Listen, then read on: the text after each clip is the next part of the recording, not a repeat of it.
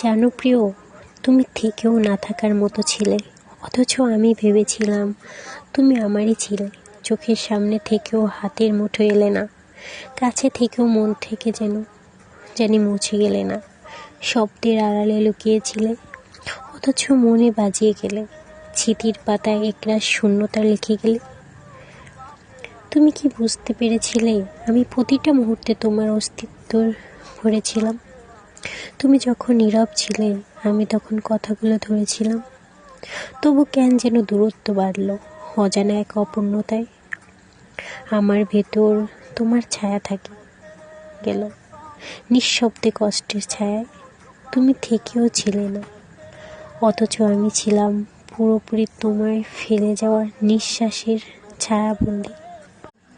ওই যে মানুষ বলে না যে একা থাকাই ভালো, আসলে প্রচণ্ড রকমের খারাপ সময়গুলোতে যখন মেন্টাল সাপোর্ট দেওয়ার মতো কাউকে খুঁজে পাই না, তখনই আমার সবাইকে বলে বেড়াতে একা থাকাই ভালো।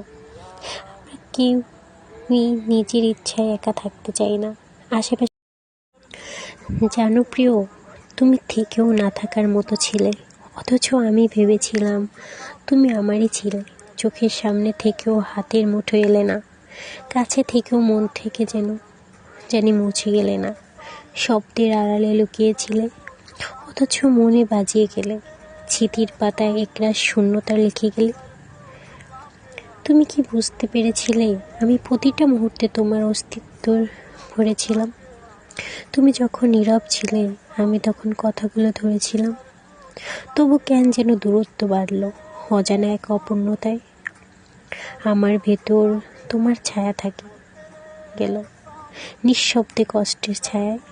তুমি থেকেও ছিলে না, অথচ আমি ছিলাম পুরোপুরি তোমায় ফেলে যাওয়ার নিঃশ্বাসের ছায়াবন্দি।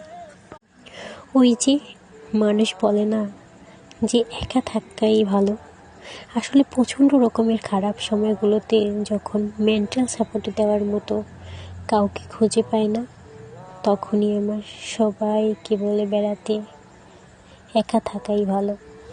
আমরা কেউই নিজের ইচ্ছায় একা থাকতে চাই না। আশেপাশে জানো প্রিয়, তুমি থেকেও না থাকার মতো ছিলে, অথচ আমি ভেবেছিলাম তুমি আমারই ছিলে। চোখের সামনে থেকেও হাতের মুঠো এলে না, কাছে থেকেও মন থেকে জানি মুছে গেলে না। শব্দের আড়ালে লুকিয়েছিলে, অথচ মনে বাজিয়ে গেলে। স্মৃতির পাতায় একরাশ শূন্যতা লিখে গেলে।